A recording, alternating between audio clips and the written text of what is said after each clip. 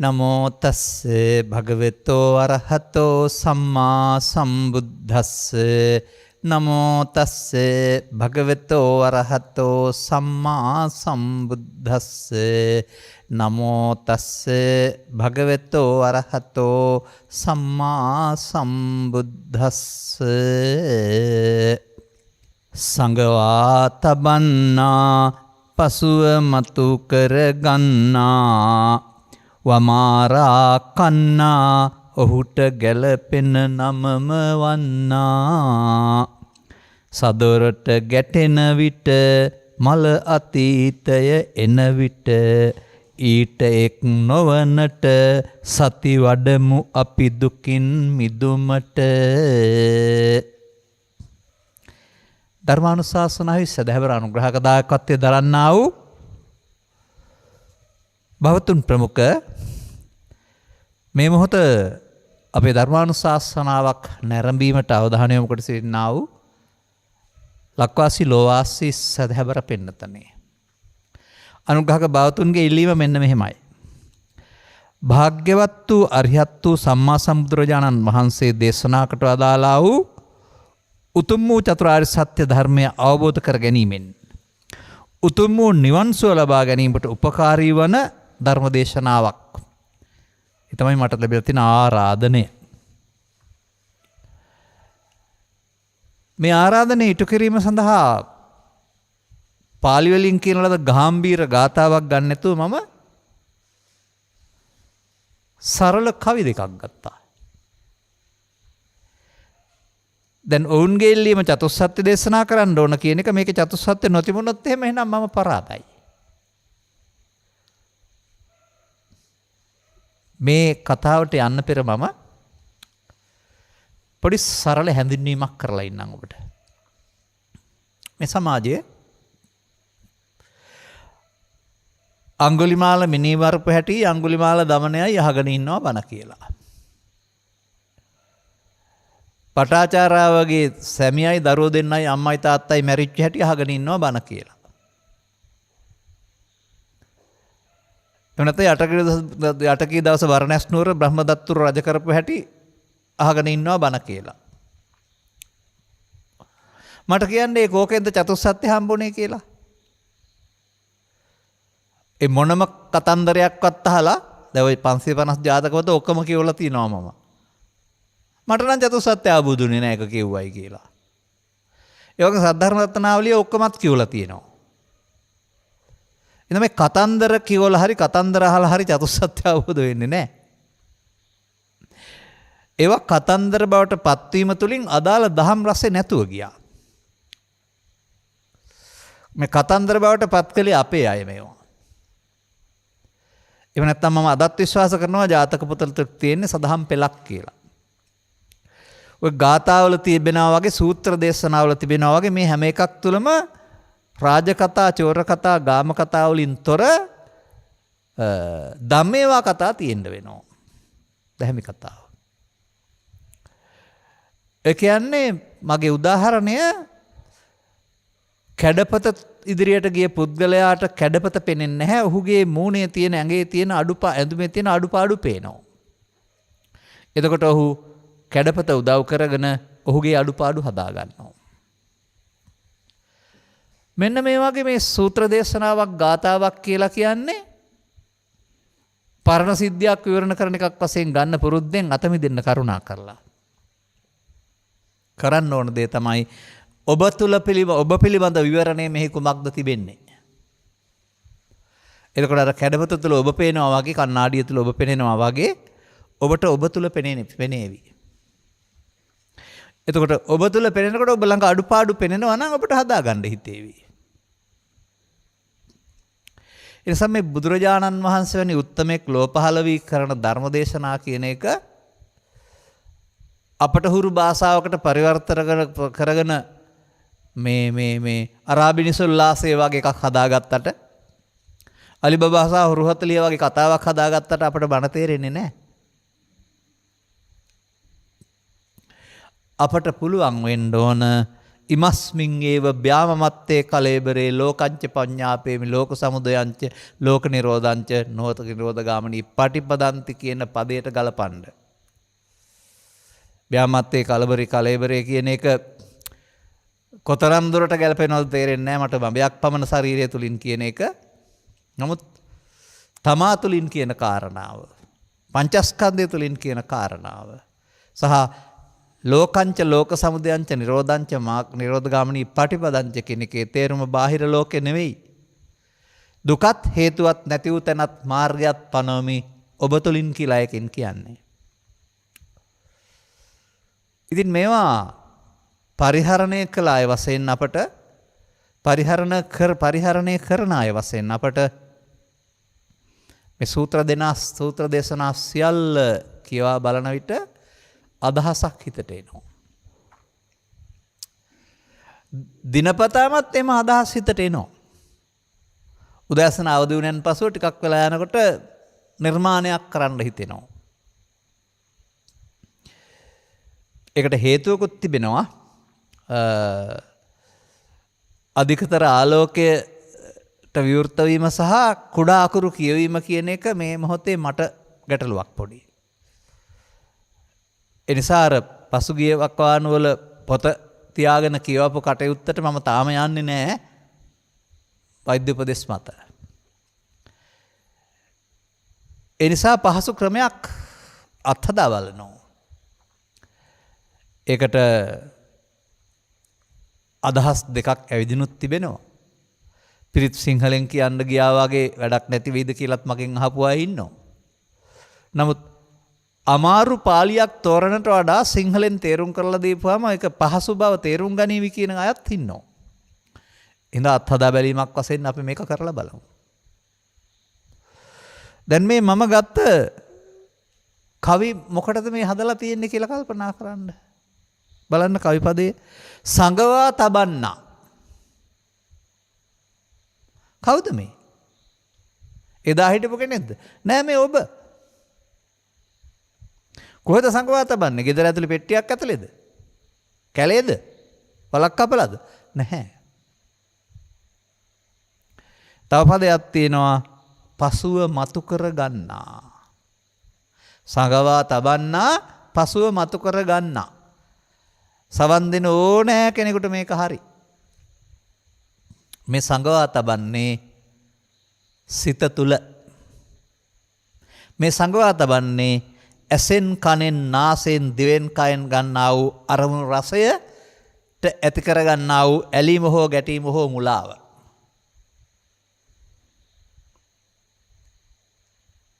එතකොට මේ විදිහට චිත්ත අභ්‍යන්තර ගතවීම සැඟවීමක් තියෙනවා. මේකට ත්‍රිපිටකය කියලා තියෙන නම තමයි ඒවංපි තණ්හානුසේ අනුහතේ නිබ්බන්තති දුක්ඛං ඉදම් පුනප්පුනං. අන්න ඒ වාගේ උපමාවකුත් එහා පැත්තේ තියෙනවා. ඒක මං ගත්තේ නැහැ. තණ්හාව අනුසය ඇතිතුරු දුක හට ගන්නවා. ඊතුරු පද දෙකේ තේරුම ගහක කොතරම් උඩින් කැපුවත් මුල ඇතිතුරු මුල උවදුර ඇති තාක්කල් කඳ මුලින් පැලලවන්නාසේ මිනිසා සතු තණ්හා අනුසය ඇතිතුරු මිනිසාට දුක හට ගන්නවා කියලා පෙන්වලා තිබෙන්නේ.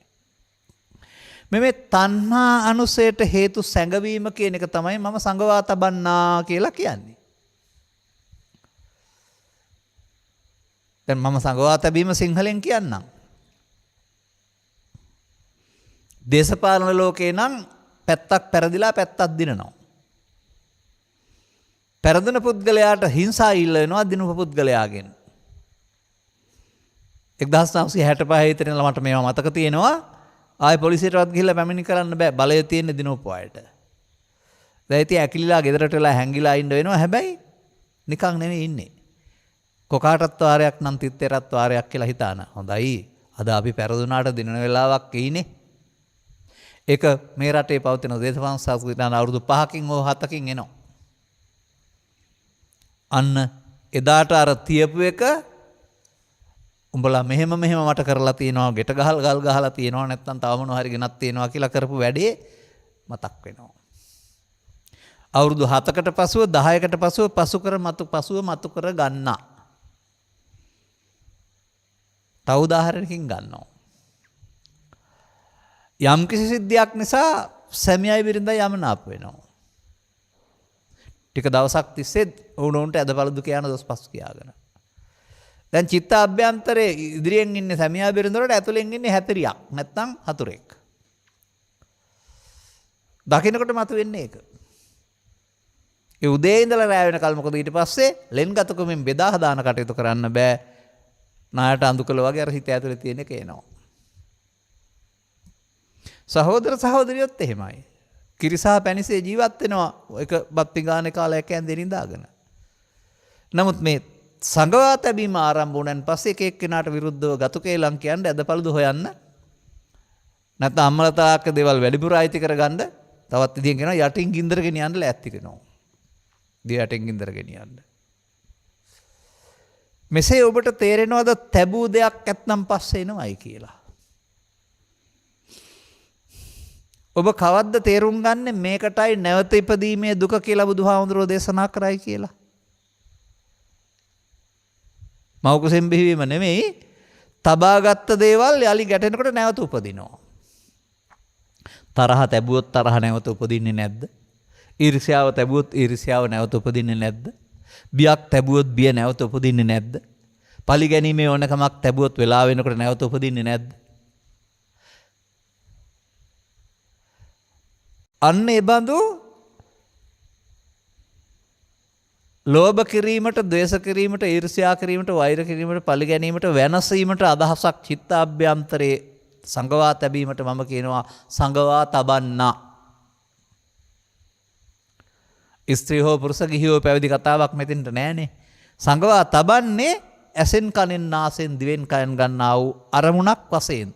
තව පාලි පාඨයේ තියෙනවා සංගවා තබන හැටි අපි එක කතා කරමු වෙනම ඉස්සරහට. එහෙම තැබුවේ නැත්නම් පසුව මතු කර ගැනීමක් තිබෙනවද?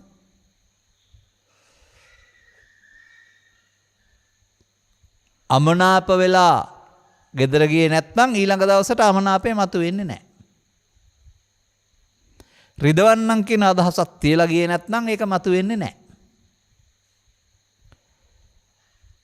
එතකොට තැබූ දෙය දවසකින් දෙකකින් තුනකින් ජීවිත අවසානයේ දක්වා කාලයකදී පසුව මතු කර ගන්නා.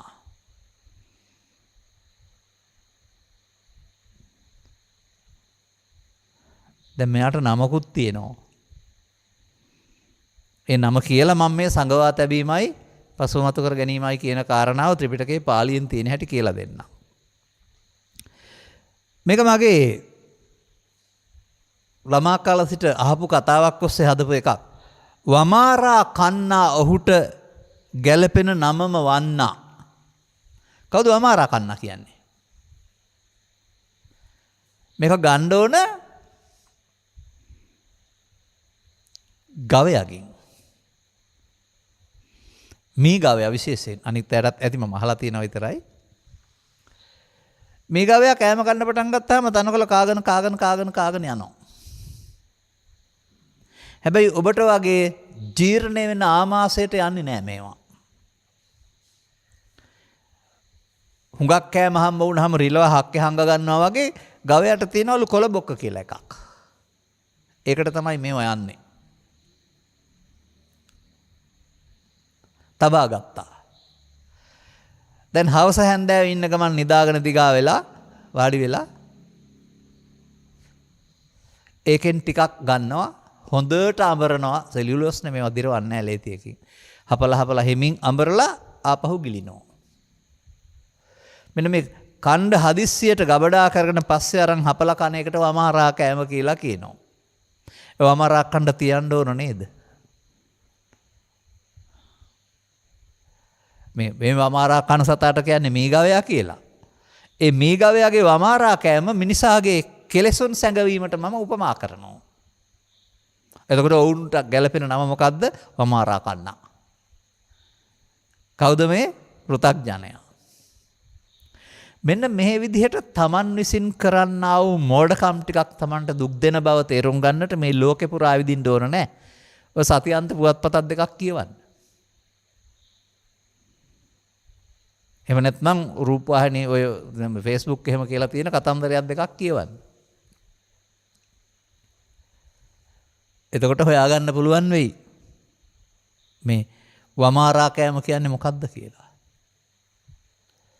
මට මතකයි ඒක වමාරා කෑමක් තියෙනවා ඔය විශ්වවිද්‍යාල මට්ටමේදී පෙනුතන් බවට පත් වෙලා ඊට පස්සේ තරහ වෙනවා. දැන් දැක්කේ නෑ හුඟ කාලෙකින්. නමුත් වෛරයෙන් ඉන්නේ. වෙලාවක් වරෙන්කෝ කියලා. පස්සේ හමු වෙච්ච දවසකදී ඔන්න ඔය මේ මගී පාලමක් ගාවද කොහෙද ඈව ඝාතනය කරනවා අහු. අලුතෙන්ම දැක්ක කෙනෙක් ඝාතනය කරන්නේ නෑනේ. පාරේ යනකොට ඔක්කොම අල්ලලා ඝාතනය කරන්නේ නෑනේ. අර අමනාප වෙච්ච කෙනා දකින්නකොට අන්න ආවා ඝාතනය කරන්න ඕන අදහස වමෑරුවා නේද? ඒ ඝාතනය කරන්න ඕනකම සංගවා තබන්නෙක් නේද එයා තියලා තියෙන්නේ. මේ බඳු දේවල් කීයක් ඔබ සංගවා තබාගෙන ඇතිද? මේවා උදේ පටන් රෑ වෙනතුරු ඇහැට කනට නාසයට ගැටෙනකොට ආයෙත් ඇවිදින් ඔබට වද දෙන එක නැවත ඉපදීමේ දුක නෙවෙයිද? දකින්නකොටත් මට නායට අඳුකල වගේ කියලා ඔය කියන්නේ. මට මතකයි මම කියූප එක කතාවක තිබෙනවා. වැඩි අවුරුදු දෙගුණයක් විතර වයස වැඩි පුද්ගලයා අපි කිව්ව 17යි 34 කියලා. 34 පුද්ගලයා පිරිමියෙක් 17ක පාසල් ශිෂ්‍යාවක් සහයට ගන්න කල්පනා කරනවා. ඒ අධ්‍යාපන ලැබ කෙනෙක් නිසා ඒකට කිසිදු පිටිවහලක් ලැබෙන්නේ නැහැ. නමුත් ඔහුගේ ලෙන්ගතුකම ඊට පස්සේ වෛරයක් බවට පත් වෙනවා. ඉගෙන ගන්න දෙනවා කියලා කරදරයක් කරන්නේ නැහැ කියලා රට යනවත් කියලා පාසල් ඇරලා එන වෙලාවට පිට හැංගිලා ඉඳලා හරි පිටිපස්සෙන් ඇවිදින් හරි යකඩකින් ඔලුවට ගහනවා මැරිලාම වැටෙන්න. දැන් අර වෛරයේ සංගවා තබුපේ කාවේ නැත්නම් මට හරි ඔබට හරි මේ පාසල් ශිෂ්‍යයාට ගහන්න පුළුවන්ද? ඒවකට මේ යම්කිසි මේ බඳු දුෂ්ට ක්‍රියාවක් කියන එක අද වැඩක් නෙමේ පරණ තියාගත් එකක්. ඒක නැවත ඉපදිලා ඔහු මිනිමරුවෙක් කරලා එල්ලුම් ගස් ඇරියා අර ජීවිතේ ඒ දැරිවිගේ ජීවිතේ පරලොව ඇරියා. මොකක්ද යහපතක් සිද්ධ වුණේ වමාරා කෑමෙන්?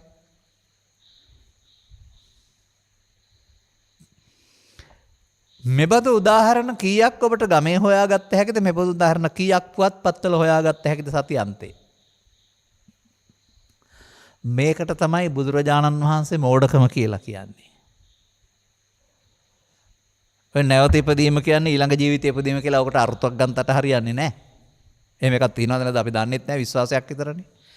නමුත් ඔබ තරහ වුණොත් අද හෙට නැවත උපදින්නේ නැද්ද? ඔබ පරිගන්න හිතුවොත් ඒක නැවත උපදින්නේ නැද්ද දකින්න වෙලාවට? මේවා මෙතනින් ඉවර නොවි සංසාරයටත් යනවා කියන එක තමයි රන්තලිය ගැන බැඳි වෛරේනා කූරව් දෙව්දත් පෙර කාලයේ කියන රන්තලිය කතාව. සේරි වාණිජ කච්චපුට කතාවේ පෙන්නන්නේ ඒ බැඳි වෛරයක් බුදු වෙලත් දේවදත්ත වෙලා තිබුණ කියන එක. සසරෙන් සතරටත් යනවා. එතකොට එහෙමනම් දැන් අර ආමාශයට ගිය තනකොළ ටික ආපහු ගන්න බෑ. ඒක දිරවලා ගොම බවට පත් වෙලා එළියට වැටෙනවා. හපපු ටික. නමුත් කොළ බොක්කට දාපු ටික ඕන වෙලාවක ආපහු අරන් ගන්න පුළුවන්. අරන් වමාරා කෑම කියන්නේ තීපේක අරන් කනවට. සෑම පෘථග්ජනයෙක් තුළම කාම විතර්කයේ, ව්‍යාපාද විතර්කයේ, විහිංසා විතර්කයේ තුන කියන එක තියලා තියෙනවා වමාරා කණ්ඩ. ඕන වෙලාවට ගන්න. මට නම් පේන්නේ මේක තියෙන තාක්කල් බුදුරජාණන් වහන්සේ වදාළ ආගමික ජීවිතයට වුන් දෙන්න බෑ. බොරුවට නිකම් පිටපැත්තෙන් වෙන ආගමික වැඩ කරනවා විතරයි. අර ටික එහෙමම ඉතුරුයි. දැන් මේක තබන හැටි අපි හොයමු. දැන් මේකේ දුක හේතුව නැති උතන මාර්ගේ විස්තර වෙන්න ඕනේ මොන්ගේ ඉල්ලීම පරිදි. මේක තබන හැටි ඉගෙන ගන්න. ජීවිතේට එක දවසක් කරනවා නෙවෙයි මේක. ඒ වගේම ඔබේ කයෙන් කරනවා නෙවෙයි මේක. ඔබ මේක ඇසේ කනේ නාසයේ දිවේ කයේ අරමුණක් වශයෙන් අරගෙන අරමුණ සමග ඇලීමෙන් මුලාවෙන් ගැටීමෙන් මුලාවෙන් ඔබට හොරෙන් මේක සැඟවෙනවා. අන්න සගවා තබන්නා ඇහි කනේ නාසයේ දිවේ කයේ අතීතේ නෙමේ අනාගතේ නෙමේ වර්තමානයේ ක්‍රියාත්මක වෙන්නේ. තියපුවම අතීතේ තමයි ළමා කාලේ ඉඳලා. මොකද්ද මේකට කියන්නේ? මේකට කියනවා පරිහාන ධම්මං වූ භික්ඛවේ දේසිස්සාමේ කියලා. ඔබට මම පිරිහෙන ආකාරයේ දේශනා කරන්නයි යන්නේ කියලා තමයි දේශනා කරලා තියෙන්නේ. මේ පිරිහීම සම්බන්ධයෙන් මොකද්ද දීලා තියෙන වචනේ? රාග වේපුල්ලං, දෝෂ වේපුල්ලං, මෝහ වේපුල්ලං. රාග කියනවා කාම පැත්තට, දෝෂ කියනවා තරහ පැත්තට, මෝහ කියනවා විනාශ කරන පැත්තට. මේ තුන බලවත් වීම ළමා කාලේ ඉඳලා මහලු වෙන කල්ම සිද්ධ වෙනවායි කියලා බුදුන් වහන්සේ වදාරන්නේ පුතග්ජනයින් තුල. ඒ තියපේවා එන්න එන්න මොකද වෙන්නේ? ඇලෙන කරුණු 100ක් තිබ්බොත් දුක් 100ක් කියලා වගේම ළමයා පුංචි දරුවා මේක නොකරුවාට මෙන්න මේ රාගදේශ මොහ වශයෙන් චිත්තාභ්‍යන්තරයේ තැබීම සංගවා තැබීමයි. මෙලෝ වශයෙන් උපදිනකොට ප්‍රවෘත්ති විපාක, පරලෝ වශයෙන් මෙන්න මේ ගමන යන්නේ මේවා නිසා. කකුල් දෙකෙන් කවුරුත් පරලෝ යන්නේ නැහැ. ශරීරයෙන් පරලෝ යන්නෙත් නැහැ. නමුත් තමන් තබනවා. දැන් මේක ඇහැ තුල, කන තුල, නාසය තුල සිදුවෙන හැටි අපි යමු අභිධර්මයට නැත්තම් පෙළ දහමට. එතකොට ඒක බර්ණස් රජුරෝ ගාව සිද්ධ වෙච්ච එකක් නෙමෙයි. පටාචාර ගාව සිදු වුණා දැනගත්තට වැඩක් වෙන්නේ නැහැ අපිට. ඔබ ළඟ සිදුවෙන හැටියක් දැනගන්න. මේක මොහොතකින් ඇස තුල, කන තුල, නාසය තුල, දිව තුල අසුරු ගසන සැනකින් සිදුවෙන දෙයක්. අපි මේක විනාඩි ගාණක් කතා කරලා පෙළදහමක් වශයෙන් පෙන්වුවාට බුදුරජාණන් වහන්සේ වදන්නේ පටිච්ච සමුප්පන්නං, හේතු ප්‍රත්‍යයන් නිසා හට ගන්න කියන එක. ඒකෙන් කියන්නේ ඇහි හේතු, කනේ හේතු, නාසයේ හේතු, දිවේ හේතු පුංචි වෙනස්කම් තියෙනවා. කොහොමද මේක සිද්ධ වෙන්නේ? අපි පරණ එකක් ගන්න නැතුව අලුතෙන් පටන් ගන්නවා. එතකොට ලේසි. මේ ඇහැට රූපය, කනට ශබ්දය, නාසයට ගන්ධය හමු වෙන වෙලාව වර්තමාන මොහොතේ අවදි වූ තැන් පටන් නින්දට යනතුරු. මේක ත්‍රිපිටකයේ හඳුන්වලා තියෙන තින්සං සංගති පස්සෝ කියලා. තුනක එකතුව ස්පර්ශයයි. ඇහැට නම් ඉදිරියෙන් තියෙන රූපේ, ආලෝකය, ඇසේ පෙනීම සහ ඇතුළේ මතක් කරලා දෙන එක. ඒ මතක් කරලා දෙන එක තමයි අර හතුරා, පලිගන්න ඕන කෙනා, විරුද්ධවාදියා, තරහකාරයා එහෙන් එන්නේ ඒක. අපි තියලා තියෙන නිසා. දැන් මේ ගැටීම ඉස්සරහින් හමුවීම තමන් හදාගත් එක විඳින්න උදව් වෙනවා. මේකට කියන්නේ පස්සපච්චයා වේදනා. ස්පර්ශයේ ප්‍රත්‍ය වෙනවා තමන්ට කැමති පරිදි විඳවන්න, නැත්නම් විඳින්න ලෝභ දේශ මොහසේ. විඳවන්න ගියොත් ඒකට ඇලීමක් ගැටීමක් ඇති වෙනවා. ඒකට කියනවා තණ්හා. අන්න දුකට හේතුව තණ්හාව කියන්නේ ඕකට තමයි. ඇහේ නම් රූප තණ්හා, කනේ නම් ශබ්ද තණ්හා, පිනේ නම් පුණ්‍ය තණ්හා, පවේ නම් පාප තණ්හා, ධානේ නම් ධාන තණ්හා. ඕන එකක් අරමුණ තුල.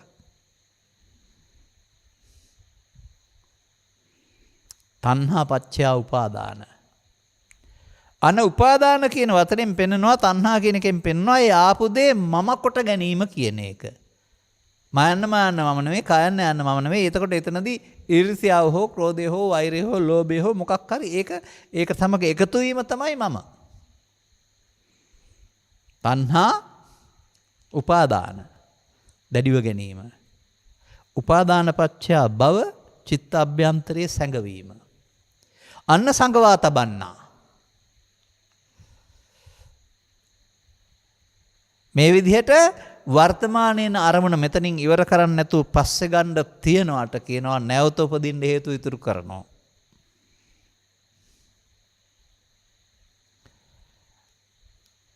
මේක විස්තර කරන්නේ බුදුරජාණන් වහන්සේ ජීවිත 3ක් ඔස්සේ නෙවෙයි, අපේ පොත්වල උගන්වන්නේ ජීවිත 3ක් ඔස්සේ. ඒකයි අපිට මෙතෙන් සමීප වෙන්න බැරි වුනේ. මේ ඇහැ තුල, කන තුල, නාසය තුල, දිව තුල, පව තුල, පින තුල, ධානය තුල අරමුණු රසයට ඇලීමේ ගැටීමේදී සීමාව ඉක්මවා ගොස් අනාගත ඵලයක් උපදින්න හේතු ඉතුරු වීම, නැවත ඉපදීම සඳහා හේතු තැබීමයි. ඉතින් මේක මෙහෙමයි වෙන්නේ කියලා ඉස්කෝල පොත හරි දහම් පාසල් පොත හරි පිරිවෙන් පොත හරි කියලා දෙන්නේ නැහැ. ඒකයි කල්යාණ මිත්‍ර සේවනයත් තුළ සද්ධර්ම ශ්‍රවණයත් තුළ ඔබ දුකටපත් වෙන හැටි ඉගෙන ගන්න ඕනේ. සංගවා තබන්න. ඒ ඕන කෙනෙකුට හරිනේ. අර සාමාන්‍යයෙන් ගමේ කියන්නේ තොප්පිය හරි නම් දාගන්න කියලා. පෘථග්ජන නම් මේ ඕනෑම කෙනෙක් සංගවා තබන්නෙක්. ඡන්දෙන් පෙරදිලා දිනෙච්ච වෙලාවට, ඉඩන් අර්බුදේ මතුවෙච්ච වෙලාවට, දබරයක් දුර්දි ගිය වෙලාවට, ව්‍යාපාද විතර්කේ ආ වෙලාවට පසුව මතු කර ගන්නා. බැලුවහම මොකද්ද කරන්නේ? අර මේ කතාවක් තියෙනවා ඔය අනේපිසිතුමාට සම්බන්ධ කතාවකද කොහෙද ඔක තිබෙන්නේ? මේ එතුමන්ට පෙරපින් ඇති බැවින් ආයුර්ණ සැබ්බල ලැබිලා තියෙනවා. ඒ පෙරපින් ඇති බැවින් ලැබිච්ච මේ පෙරපිනට ලැබෙන විපාකයට පුරාණයක් වළඳනවා කියන වචනේ තමයි පාවිච්චි කරලා තියෙන්නේ. නමුත් පුරාණයක් වළඳනවා කියන එක අසුචි වළඳනවා කියලා කිව්වයි කියලා තමයි ප්‍රශ්නයක් ඇති වුණේ. මට කතාව හරියට මතක නැහැ කොතන තියෙන්නේ කියලා. එතකොට අර පුරාණයක් නේද අපි මේ හැම වෙලාවෙම ගන්නෙ. ඒව නැත්නම් එහෙම වර්තමානයේ සන්තෝෂෙන් ඉන්න බැරිද අපිට? මේ මොහොතට හමු වෙන එක ඒ ඔය එකක්වත් අතීතේ එන්න නැත්නම් දැවෙනවද තැවෙනවද විඳවනවද නැහනේ රාග දේශ මොහයන්ගෙන්. සේරම විඳවිල්ල ඔබේ පරණ එකක් නේද?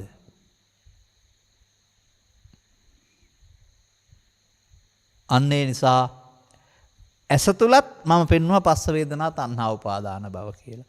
පින තුලත් එහෙමයි පව තුලත් එහෙමයි. පව තුල නම් ඒකට අපුඤ්ඤාභි සංකාරය කියනවා. පින තුල නම් ඒකට පුඤ්ඤාභි සංකාරය කියනවා. නමුත් මේ මොහොත ඉවර වෙනකොට චිත්ත අභ්‍යන්තරයේ හේතු ඉතුරු වෙනවා. අන්න ඒකට තමයි තණ්හා අනුසය කියන්නේ. ඒකට තමයි බුදුන් වහන්සේ තවත් සූත්‍රයක ස උපාදානස්ස අහං වච්ච උත්පත්තිම් පඤ්ඤාපේමි. නැවත ඉපදීමක් මෙව වශයෙන් හෝ පරලෝ වශයෙන් උපාදාන සහිත වුණොත් තමයි සිද්ධ වෙන්නේ. උපාදාන සහිතව සැඟවීම සංගවා තබන්නා නොවේද? හෙට අනිද්දට ඉන් අනිද්දට මේක ඇහෙන් කනෙන් නාසයෙන් ගැටෙනකොට උපදින එක නැවත ඉපදීම නොවේද? දැන් මේ නැවත උපදිනට නමක් මොකද්ද පෙන්වන්නේ?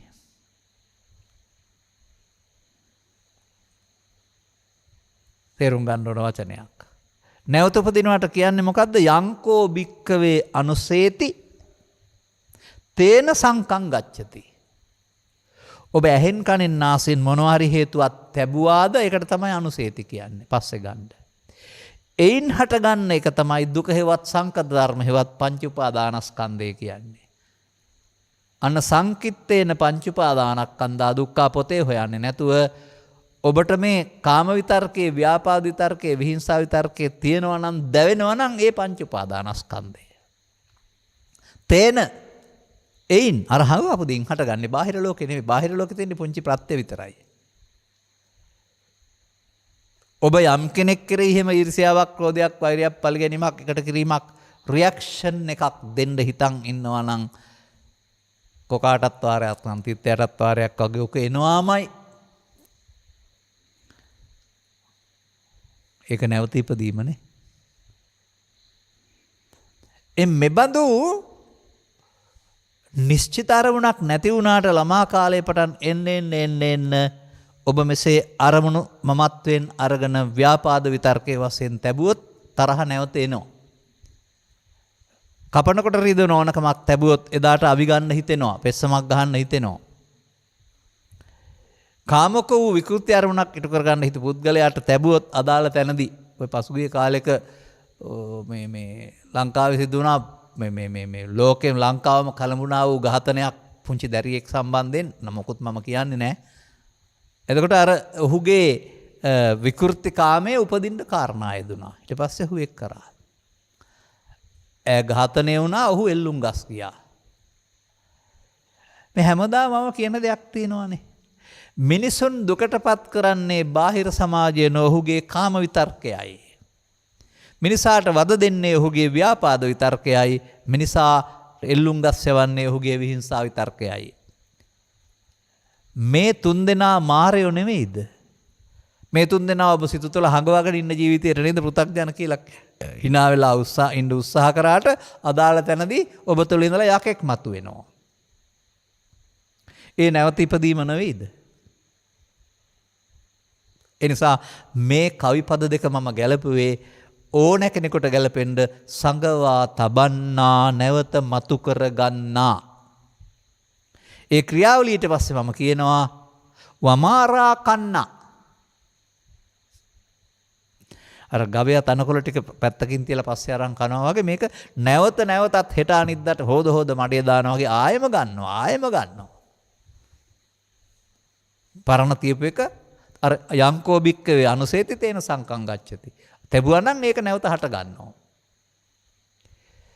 බුදුන් වහන්සේට ලෝකේ මේ සිද්ධිය පැහැදිලි කරන්න නොගැලපෙන උපමාවක් නැහැ. අවුව වැස්ස පින්න වලාකුළ වැල්ල මිනිපිට්ටනිය ඕනෑම දෙයක් ඔස්සේ පෙන්වන්නේ මේ සිතේ සට ගන්නා වූ මේ අවශේෂ නිරෝධය. නැත්තම් නිර්වශේෂ නිරෝධය. පමාව නැත්තම් නොපමාව. මේකට මම වෙලාවකට කියන්නේ ලේසි කළ බුදුදහම. පාලි මොකවත් ඉගෙන ගන්න ඕනෙත් නැහැ. ජාතක පොත ඔක්කොම කියවන්න ඕනෙත් නැහැ. ත්‍රිපිටකයේ මොනම සූත්‍රයක්වත් බලන්න ඕන නැහැ. මේ අපි කියන එක ඔබට තේරෙනවා නම්. ඔය සුනීත සෝපාක සූත්‍ර පිටකේ කියවලා දුකින් අත මිදුනේ. රජ්ජුමාලා හැම. තුන්වෙනි හතරවෙනි සංගායනාවල් පාඩම් කරලා දුකින් අත මිදුනේ. නෑ. උන්ට තේරුණා සංගවා තබන්නා නැවත මතු කර ගන්නා කියන එකේ තේරුම. අන්තරුව මොකද්ද කියන්නේ?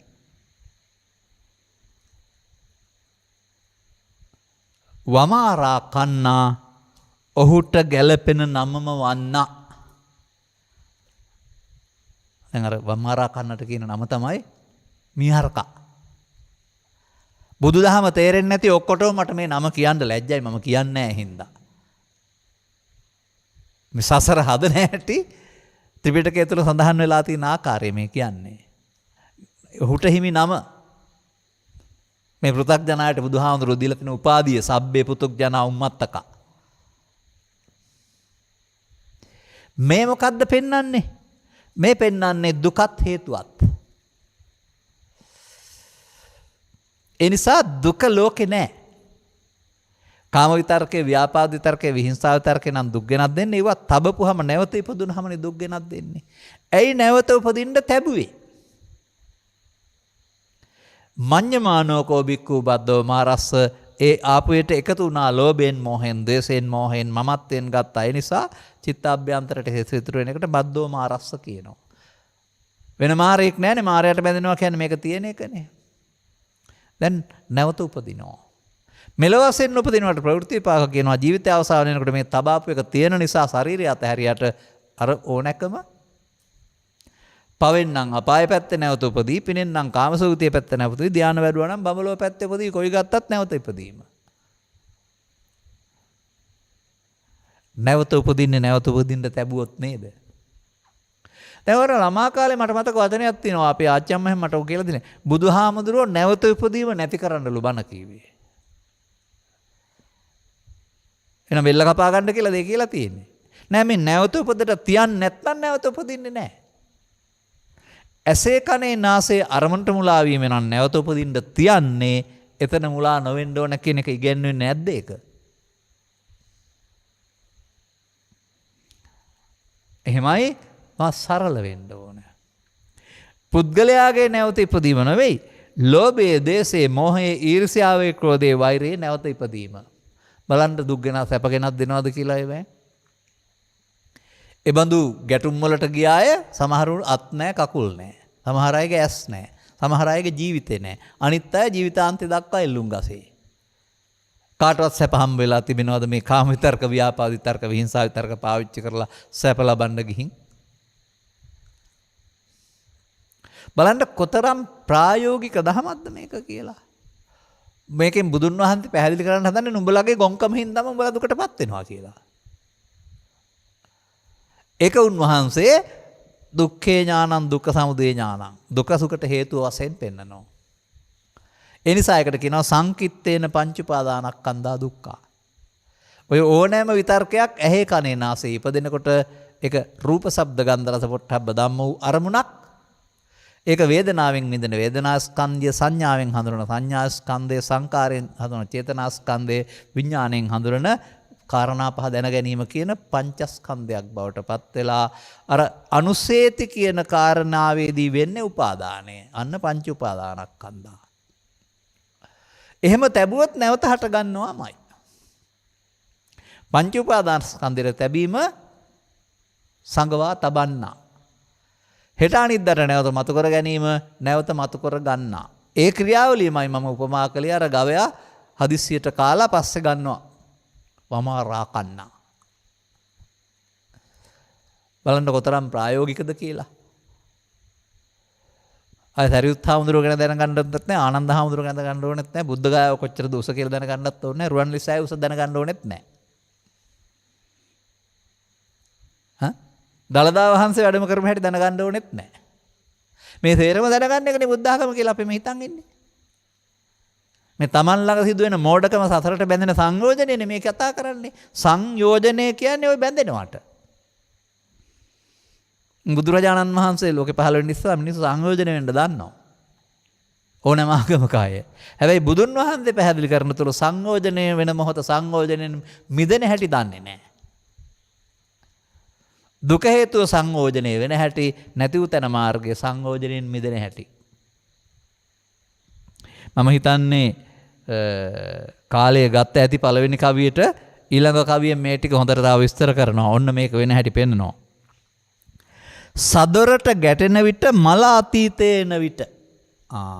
සදොර කියන්නේ දොරවල් හයට. ඉස්සරහ දොර පිටිපස්සේ දොර නෙමෙයි, ඇහැ කන නාසය දිවකය සිත කියන දොරවල් හය. දවල්ට නම් ඇහැට කනට නාසය දිවට කයට ගැටෙනවා. කල්පනාවේදී හෝ නිින්දෙදී නම් මනෝද්වාරයට ගැටෙනවා. නිින්ද නම් හදන්න බෑ අපට. නමුත් කල්පනාවේ හදන්න පුළුවන්. කල්පනාව කියන්නේ හිත හිතා ඉන්නකොට මතක් වෙන එකට. දැන් සදරට ගැටෙනව නේද අවදි වූ තැන් පටන් නිින්දට යනතුරු. ඒක ඊයේද වෙන්නේ හෙටද වෙන්නේ නෑ. අවදි වූ තැන් පටන් නිින්දට යනවා. අද දවසේ මේ මෝඩකමට අහුවීම මුලාවයි. අද දවසේ මේ මොහොතේ මේකට අහු නොවෙන එක තමයි බුදුදහමේ සඳහන් සැබෑ ආගමික ජීවිතය. සදරට ගැටෙන විට මල අතීතය එන විට. අන්න ඒක තේරුම් ගන්න මොකද්ද මල අතීතය කියලා කියන්නේ. සාමාන්‍යයෙන්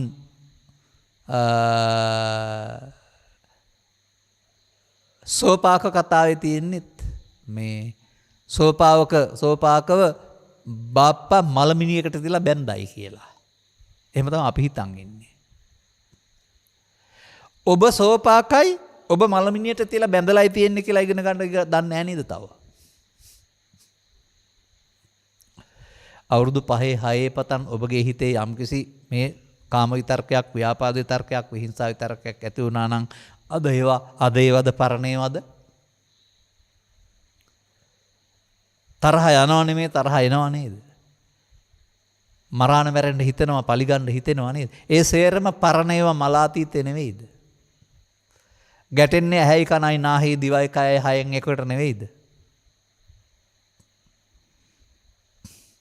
ඇයි මල ඒවා කියලා කියන්නේ? අපි කියමුකෝ ගින්නක් ගත්තයි කියලා. අපි කියව අවුරුදු උත්සවයක් ගත්තයි කියලා. අපි අවමංගල උත්සවයක් ගත්තයි කියලා. ඒක දවස් 3-4 සතියක් ගියන් පස්සේ ආයෙ මතක් වෙනකොට සිද්ධියක්ද? සිද්ධිය වෙලා ඉවරයි. දැන් ඒක මතක් වෙනවා කියන්නේ සිතුවිල්ලක් උපදිනවා. සිද්ධියේ නම් ශෝකයක් තිබුණයි කියලා කියමුකෝ මම මියාමේදී හෝ නැත්නම් ආපහු මතක් වෙනකොට ඒ තරමට වැටෙන්න කාරණයක් තියෙනවා. ඒක මතකයේ සිතුවිල්ලක් විතරනේ. නමුත් අපට ඒක මතකයේ වශයෙන් සිතුවිල්ලක් වශයෙන් දකින්න බෑ. අපි පරණ තැනටම වැටෙනවා. අන්න ඒකයි මල අතීතේ එනවා කියලා කියන්නේ. පරණ දෙයක් අපි මතක් කරගෙන විඳවනවා. මට මෙහෙම කළා, මෙහෙම කළා, ලේසියෙන් අරින්න හොඳ නැහැ. අර සෝපාක මලමිනියට තවා බැඳා වගේ ඔබත් ඔබගේ ළමා කාලේ අද දක්වා හදාගත්ත ගොංකන් ටික නැමැති මල අතීතයට බැඳලා ඉන්නේ. ගැලවෙන්න බෑ. මේ මල අතීතෙන් කවදාවත් තනියෙන් ගැලවෙන්න බෑ.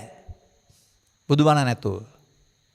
හැබැයි කතාවෙත් පෙන්නනවා සෝපාකට බුදුරජාණන් වහන්සේගේ ආලෝකයක් ඇදිච්ච ගමන් බැවුම් එක කැඩුනයි කියලා. ඒ පරණ කතාව බලන්න නැතුව ඔබටත් බුදුන් වහන්සේගේ ධර්මයේ සරණ ගන්නකොට මේ ලෝභ මූල දේශ මූල එක එක කැඩෙනකොට ඔන්න ඔබත් මලමිණියෙන් ගැලවෙයි. මන්දයත් ඊළඟ ගාථාවේ තියෙනවා අතීතං නානුසෝචන්ති කියලා. අර අතීතයේ නැවත මතක් වෙනකොට විඳවන්නේ නැහැ කියන එකනේ පෙන්වන්නේ. තේරුම් ගත්ත පුද්ගලයා මතකයක් විතරයි. නමුත් ඔබ මට මේවා මතක් වෙනකොටත් නයාට අඳුකල වගේ මරාණ මැරෙන්න හිතෙනවා කියලා විඳවන්නේ නැද්ද පරණ එක? දැන් මේ වින්දේ බාහිර ලෝකේ තියෙන දේද තමන්ගේ හිතට ආපු දේද?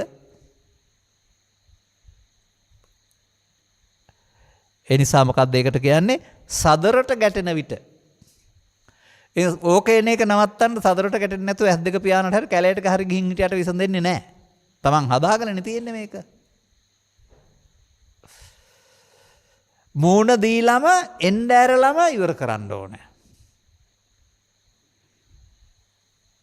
අනේකයි තේරුම් ගත්තේ නැති පුද්ගලයාට මේවා මූණ දෙන්න එක තවදුරටත් ගහ ගන්න බැන ගන්න කපා ගන්න කොටා ගන්න ප්‍රශ්න දුර දිගේ යන්න කාරණයක් සාපයක්. බණ තේරුම් ගත්ත පුද්ගලයාට හොරා එන විට අල්ලා ගන්න මද්දක් ගහලා ඉන්න ඕනේ. මොකද්ද හොරා එන එක?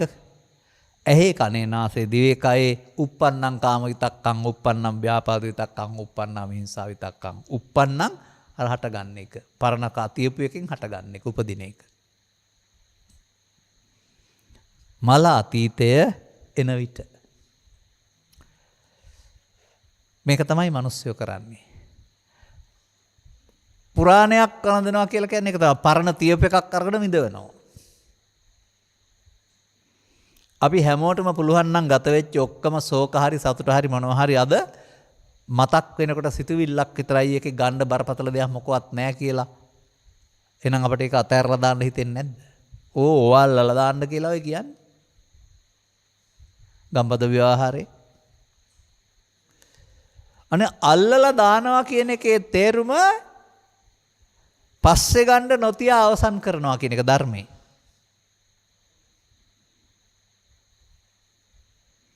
අපි සංසාරයේ පුරුදු කළේ පස්සේ ගන්න තියලා අවසන් කරන එක. ඒ නිසා අපි බුදුන් වහන්සේ වදාළ පරිදි සසරේ ප්‍රමාදයේම හුරු කළා ඇරුණාම අප්‍රමාදයට එන්න පාර හම්බ වුණේම නැහැ. ජාතක කතාවම කියවලා නිවන් දකින්න හිතන් හිටියා. චරිත කතාවම කියවලා නිවන් දකින්න හිතන් හිටියා. දලදා ගමනේම කියවලා නිවන් දකින්න හිතන් හිටියා. කර්මක්ෂය කිරීමේ කර්මය කරලා දුකින් නැත විඳින්න පුළුවන් කියන එක ඉගෙන ගත්තේ නැහැ. කර්ම රැස් කරලම දුකින් නැත විඳින්න පුළුවන් කියලා කල්පනා කරනවා. රැස් කළොත් මොකද වෙන්නේ? ආපහු උපදිනවා.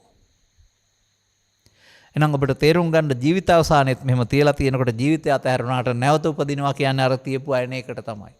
ඒක මව් කුසක වෙන්න පුළුවන්, പ്രേත ලෝකේ වෙන්න පුළුවන්, භූත ලෝකේ වෙන්න පුළුවන්, දෙවියන් අතර වෙන්න පුළුවන්. පවුනන් නැවත උපදින්නේ අපායේ. පින් හේතු නැවත උපදින්නේ මව් කුසක හරි දෙවියන් අතර. ධානා කුසල නැවත උපදින්නේ බ්‍රහ්ම ලෝකේ. දැන් නැවත උපදීම නැති කරන්න නැවත උපදින්න තියෙන එක නවත්තන්න ඕනේ අරුණාම වෙන මොකද කරන්න ඕන? අන්න එහෙම මේ මොහොතේ අපට මේ අනාගතයට ඵලයක් උපදින්න හේතුවක් නොතබා අවසන් කිරීමට අපි මොකද කරන්න ඕන කියන එක බුදුරජාණන් වහන්සේ ලස්සනට උගන්වනවා.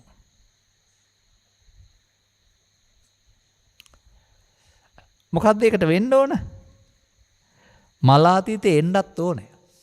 ඒ මලාතීතේ එනවට තමයි කියන්නේ uppannam කාම විතක්කං, uppannam ව්‍යාපාද විතක්කං, uppannam හිංසා විතක්කං තුනම එන්න එකයි එන්නේ. බණ තේරුම් ගත්තේ නැති පුද්ගලයා මොකද කරන්නේ? ඒකට එකතු වෙනවා. මෙහෙම වුණා මෙහෙම වුණා ලේසියෙන් අරින්න හොඳ නැහැ. ඒකට කියනවා ආදිවාසී හේතිවත් බාරගත්තා පිළිගත්තයි කියලා. ඒක අතහැරියේ නැතුවට කියනවා නප්පජහති කියලා. ඒක විශේෂයෙන් පරණ දෙයක් වශයෙන් දැනගෙන අතහැරන කල්පනා නොකලට කියනවා නවිනෝදේති කියලා. අලලා දාන්න නැතුව ඉතිර කරගත්තට කියනවා න බ්‍යන්ති කරෝති කියලා. ආයෙත් හිතේ ඇතුලේ තිබ්බට කියනවා න අනභවං ගමේති. ඒ මිනිසුන් කරන වැඩේ.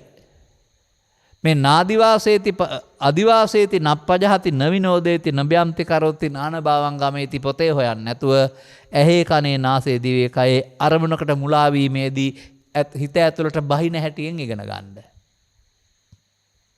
මොකක්ද ඒකට කියන්නේ? අප්පහාන සංඥා. ඉවර කරන්නේ නැහැ අප්පහාන කියලා කියන්නේ. ඉවර කරන්න ඕන නම් ප්‍රහාණ සංඥා පාවිච්චි කරන්න ඕන. ප්‍රහාණය කරන්න. දැන් අපි කතා කළේ තියෙන එක දුකටපත් වීමට හේතුව තියෙනවා. දැන් එහෙනම් ඒ තියෙන එක නවත්තනකොට තමයි නැති වූ තැන මාර්ගය කියන්නේ. තියන් නැතුව අවසන් කරන එක මාර්ගය. තියන් නැත්නම් නැවත උපදින්නේ නැහැ නැති වූ තැන. තණ්හාව නැති වූ තැන නැති කිරීමේ මාර්ගය. දැන් චතුස්සත්‍ය කියන එක අවුරුදු 3ක් 4ක් තිස්සේ ආත්ම 5ක් තිස්සේ හොයන්නේ නැතුව ඇහි කනේ නාසයේ පහළොන ස්කන්ධ පංචකයක් තුල දුකත් හේතුවත් නැති වූ තැනත් මාර්ගයත් හොයාගන්න. එකේ තියෙන දුක මොකක් නිසාද කියලා හොයාගන්න. ඊර්ෂ්‍යාව හරි ක්‍රෝධය හරි වෛලය හරි දැවුනොත් හරි ඒකේ තියෙන එකක් නේ මොහොතේ දුක. සැප ගැන කල්පනා වෙන්න ඕනේ නැහැ. සැප තිබුණා වයි ජීවිතේ. දුකනේ නැති කරගන්න ඕන. එහෙනම් තේරෙන්න ඕන අපි චිත්තාභ්‍යන්තරේ තැබුවොත් තමයි නැවත උපදින්නේ. යංකෝ භික්කවේ අනුසේති අනුසේ වශයෙන් තැබුවොත් තේන එයින් සංකත ධර්ම හිමත් දුක හට ගන්නවා. ඒ නිසා නානුසේති තියන්න එපා. භාවනාව විය යුත්තේ මේ නොතැබීම නොතබා අවසන් කිරීම විය නොහැකිද?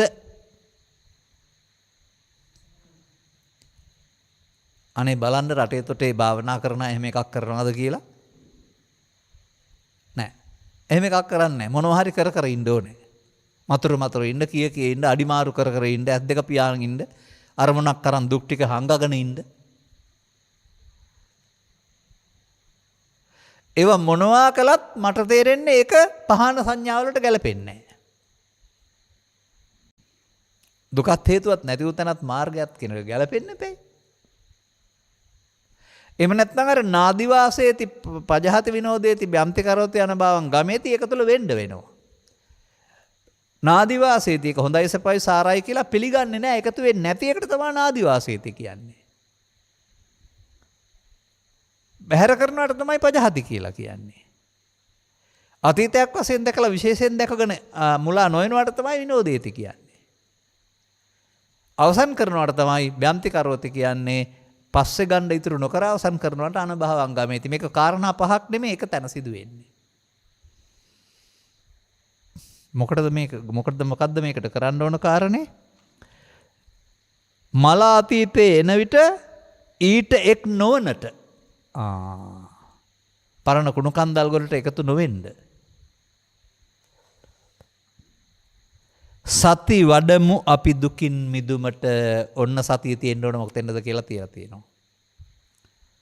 බුදුරජාණන් වහන්සේ වදාළ සතිය තියෙන්න ඕන කොතෙන්ද කියලා මේකේ කියලා තියෙනවා.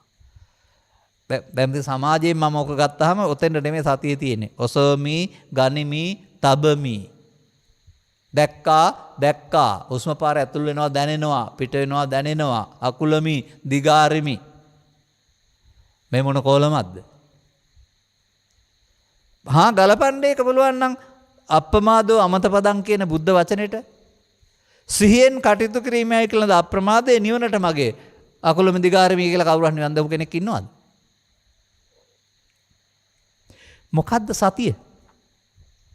සතිය කියන්නේ අකුසලයන්ගෙන් වෙන්වීම සඳහා තියෙන කුසල චෛතසික 25 දෙවෙනි එක සද්දා සති චෛතසිකයක්.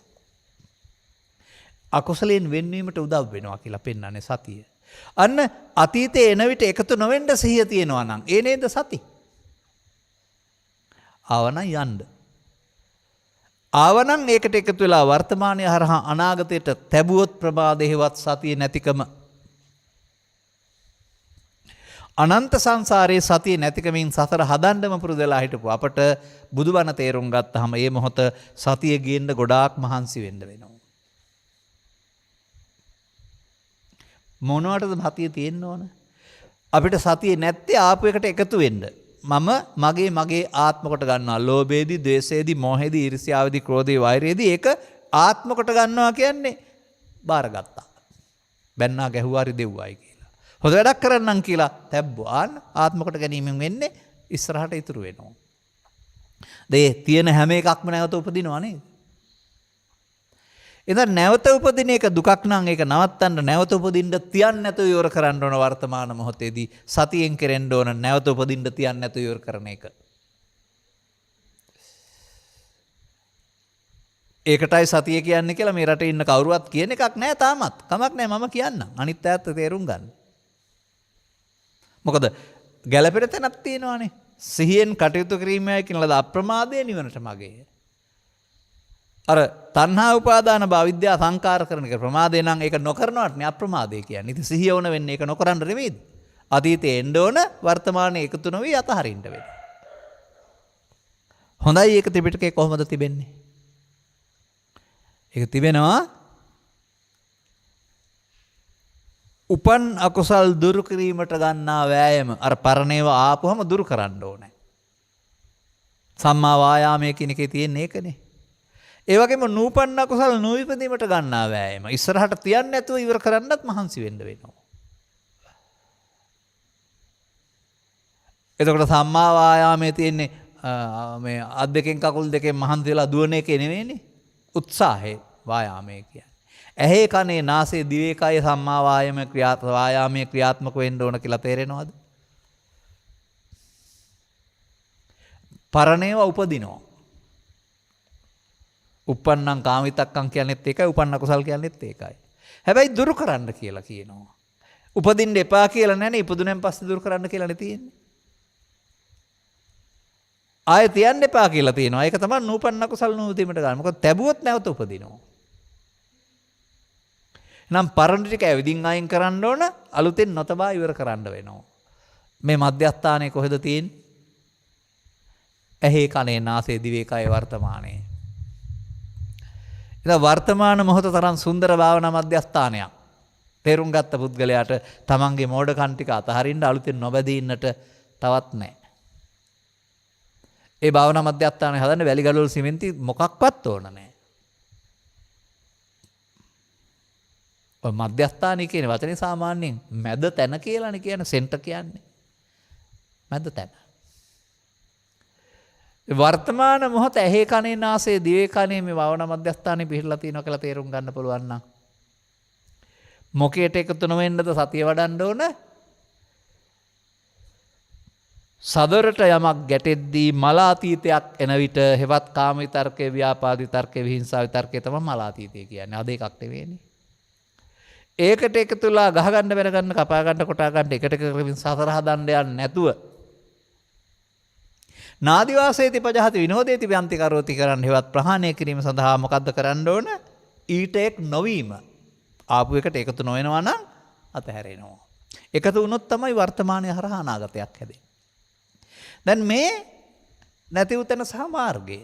එහෙම නැත්නම් තව වචනකින් කියනවා නම් එකතු වුණාම මගේ මම මගේ ආත්මවත් නිත්‍ය සුඛාත්ම. ලෝභය, ද්වේෂය, මෝහය, ඊර්ෂ්‍යාව. එකතු වුණේ නැත්නම් ඒකට සිදුවන දෙයට කියනවා අනිත්‍ය කියලා. දැන් කාම විතර්කයේ අනිත්‍ය, ව්‍යාපාද විතර්කයේ අනිත්‍ය, නැත්නම් පංච උපාදානස්කන්ධයේ අනිත්‍ය කියන්නේ ඒක නේද? හොඳ ලස්සන තැනක් මේක. පරණ දේ එන්න පුළුවන්. අපි එකතු වෙන්නේ නැත්නම් එයාට ඉස්සරහට පවතින්න පණ නෑ යා යන්න වෙනවා. මේ යන්න වෙන කාරණේ බුදුරජාණන් වහන්සේ අංගුත්තර නිකායේ ඒකක නිපාතේ ලස්සනට පෙන්වලා තියෙනවා හිතේ හැටි පිළිබඳව. මොනතරම් දේවල් හටගත්තත් වහාම නැති වෙනවා ස්වභාවයෙන්ම. යං ඒවං ලහු පරිවත්තං යත ඉදං චිත්තං අපි අල්ලගත්තේ නැත්නම් එයා නැති වෙන්න වෙනවා. අපි මේ එකතු වීමෙන් සතර හදන මෝඩකම නේද කරලා තියෙන්නේ. බුදුරජාණන් වහන්සේ අපට උගන්වන හදන එකතු නොවීමෙන් දුරු කරන්න කියලා නේද? දැන් අතීතයෙන් ඇවිදින් අතහැරෙනකොට අතීතයේ පැත්ත හිස් වෙනවා. අනාගතයට තියන්නේ නැතුවම අන්තිමට මල අතීතයේ බිඳුවට බහිනවා නේද? දැන් මොනවද නැවත උපදින්නේ? සෝවාන් ආදී මාර්ගඵල පිළින් නිවන් ලබනවා කියන්නේ මේ අතීතයේ හිස්ස කරනවාටනේ. එතකොට ආපහු බාහිර ලෝකේ ගැටෙනකොට විතර්ක උපදින්න එකක්වත් නැත්නම් ඉතින් එහෙනම් අවුව වැස්ස පින්න ඕන එකකදී කලබල නොවෙ ඉන්න පුළුවන් වෙයි. කලබලේ මායයාගේ වැඩක්. ඔබ ළඟ මායයා නැත්නම් එන්නේ නැහැ මායයා. බලන්නකො කොච්චර සන්තෝෂෙන් ඉන්න පුළුවන් වේද කියලා. වටපිට මිනිස්සු බීලා කෑ ගහද්දි, බිරිඳ නැත්තම් සැමියා ගෝරි දාද්දි, නැත්තම් ආයතනයේ කට්ටිය පන්නන්න කතා කරද්දි, දරුවෝ සමහර විට මේ පාසලේ නම් දඩබ්බරකම් කරද්දි, ඔය සමහර තැන්වල ධර්ම දේශනා කරන්න ගියාම පුංචි ළමයි අඬනවා කෑ ගහනවා. මට නම් ඇහෙන්නේවත් නැහැ. නාකිට්ටවගෙන යන්න කියන්නෙත් නැහැ, කෑ ගහන්න එපා කියන්නෙත් නැහැ. මම මගේ වැඩේ කරන් යනවා. මට එක ප්‍රශ්නයක් වෙලා නැහැ කවදාවත්. චුට්ටකින් දරුවෝ නිදාගනීවි. අපි කියන මන තේරෙන්නේ නැහනේ. එහෙනම් වදයක් කරගන්නේ අපි ලෝකේ තියෙන දේවල්. බුදුරජාණන් වහන්සේ කියන්නේ මේ පවතින්නේ වදයක් කරගන්න එපා කියලා. බලන්න මේ කවිපද දෙකේ මුළු ත්‍රිපිටකයේම තියෙන බණ ටික ඔක්කොම තියෙනවා. ආයෙත් කියන්නම්. දැන් වෙලාව ඉවර වෙන්නයි යන්නේ. ඔබටයි අදාළ වෙන්නේ හරිද? සංගවා තබන්නා, පසුව මතු කර ගන්නා, වමාරා කන්නා, ඔහුට ගැළපෙන නමම වන්නා. ඔන්න පෘථග්ජනයට දීපු බුදුහාඳුරන්ගේ උපාධිය. මේ වැඩේ නොකරන්නට ඊට පස්සේ පෙන්වනවා සදරට ගැටෙන විට, මලාදීතේ එන විට, ඊට එක් නොවනට සති වඩමු අපි දුකින් මිදුමට. සතියෙන් තමයි මේ වැඩේ කරන්නේ. එකතු නොවෙන්න සිහිය තියෙන්න වෙනවා. මෙන්න මේ භාවනාව තේරුම් ගන්න. වෙන මොකවත් ඕන නැහැ. පටිසෝතගාමි අපහු යන්නේ. නූපන්න කුසල් නූපදනවා, උපන්න කුසල් දුරු කරනවා. අදාද දේවල් තේරුම් අරගෙන ලබාගත් ජීවිතය තුළ යහපත්යයි සම්මත සියලු යුතුකම් මවක් වශයෙන්, පියෙක් වශයෙන්, ගුරුවරයෙක් වශයෙන්, ශිෂ්‍යයෙක් වශයෙන්, ගොවියෙක් වශයෙන් ඉටු කරමින් ඒ ජීවිතය තුළම දුක් ගැනත් දෙන්නා වූ ත්‍රිවිධ විතර්කයේ ප්‍රහාණයට මේ මොහොතට සතිය පාවිච්චි කරලා අතීතය ඉවර කරන්නයි, අනාගතයට නොතියන්නයි ගන්න. ඔබ මර්මාරා කන්නෙක් වෙන්නේ නැහැ ඊට පස්සේ. ධම්මාස්පාදා ගැනීම සඳහා මෙම කරුණු පැහැදිලි කිරීම උපනිස් වේවා හේතු වාසනා වේවායි කියන සුභාශිංසනයේ ප්‍රාර්ථනා කරමින් මම ධර්මානුශාසනාව මෙසේ අවසන් කරනු ලබනවා. ධර්මානුශාසනාව සඳහා දැබර දායකත්වයේ දරා තිබෙන්නේ නොම්බර 334 ඉරක් 2-1 ජයමාලපුර නාවලපිටිය පාර ගම්පල පදිංචි LG චිත්‍රලතා HRB ගුණවර්ධන යන දෙමව්පියන් සහ චරිත් ගුණවර්ධන, විකුම් ගුණවර්ධන යන පුතුන් දෙදෙනා විසින් නුයි දායකත්වයේ දරා තිබෙන්නේ. අරමුණු බලමු මොකද කියලා තියෙන්නේ කියලා. කාට හරි පින් දෙන්න මහන්සි වෙලා තියෙනවද කියලා බලමුකෝ. මේ වගේ මාතෘකාවක් දෙන්න එහෙම අය වෙන්න බෑ, මම දන්නවා ඒක. උතුම් වූ ධම්මානුධම්ම ප්‍රතිපදාවෙන් යුතුව ගෝර සංසාරයෙන් මිදී අනුත්තර වූ බුදු පියාණන් වහන්සේ විසින් වදාළා උතුම් චතුස්සත්‍ය ධර්මයේ අවබෝධයෙන් භව ගමන නිමා කොට උතුම් වූ නිවන් සුවය සාක්ෂාත් කර ගැනීමට උත්සුක වන, ඒ වෙනුවෙන් ඡන්දයත් වීරියත් වඩන පින්වත් සියලු සත්වයන්ට මම ධර්ම දේශනාව ශ්‍රවණය කිරීම අනුග්‍රහ පිණිසම වේවා. පින්වත් ධර්මදේශකයන් වහන්සේ ඇතුළු සියලුම සංඝයා වහන්සේලාටත් මෙම උතුම් කුසලානිසංසය අනුමෝදන් වේවා. අප නමින් මියගිය සංසාරගත සියලු ඥාති හිතවතුන් උපහාරයක් වේවා. අවශ්‍ය කෙනෙක් නැත්තම් පින් අනුමෝදන් කරන ජීවිතය සුවපත් කරගනිත්වා. සියලු සත්වයෝ නිදුක් වෙත්වා, නිරෝගී වෙත්වා, සුවපත් වේවා කියන වචනේ ගැඹුරු තේරුම නිකන් කියන එකක් නන් නෙමෙයි, ටිකක් ගැඹුරු කරුණක්. ධර්මදේශනාව සඳහා මූල්‍ය දායකත්වය දරා ධර්මදේශනා කරවා ගැනීමෙන් ධර්ම දානයෙන් ඔබ බලාපොරොත්තු වන දේ පවුලේ ඔබට සහ ධර්ම ශ්‍රවණය කරන හැමට මේ වර්තමානයේ පවතින තත්ත්වයන් තුළ ඒවා දරා ගන්න කළමනාකරණය කරනවත් මේකෙන් ශක්තියක් ලැබෙනවා. ඒ වගේම මේ යුගය සාමාන්‍යයෙන් වෙසක් පුරසඳ සහ අවසඳ යුගයනේ. වඩාත් ඒ පැත්ත ගැන හිතන්න අවස්ථාවක්. ධර්ම ශ්‍රවණය කළ හැමට මේ කවි දෙකෙන් මම පෙන්වන්න හදපු දුර්වලකම සහයින් මිදීම කියන කාරණාව තේරුම් ගන්නට ලැබීම තුළින් මංපෙත් විවර වේවා. ඔබ පැතූ පරිදි පරලොස්සපත් ඥාතින් නැත්නම් උපහාරයක් වේවා. පින් අනුමෝදන් වී ජීවිතය සුවපත් කරගෙන එතනින් ගමනකම නිම වෙන්නේ නැහැ. මතු භවයක මේ කියන මිනිසුන් අතරට ඉපදිලා සදහම් තේරුම් අරගෙන අනුගමන ප්‍රතිපදාවක් තුළ ඔවුන්ට සකල දුක්ඛයන්ගේ නිමාව වන්නා උතුම් නිර්වාණ සෙන් සැනසෙන්නට හේතු වාසනා වේවායි සාදු කියලා ප්‍රාර්ථනා කරන්න. සබ්බීතියෝ වජ්ජන්තු සබ්බ රෝගෝ විනස්සතු මාතේ බවත් අන්තරායෝ සුඛී දීඝායුකෝ භව. හැම දිනාටම තෙරුවන් සරණයි. ද්වේෂක්ඛයෝ නිබ්බානං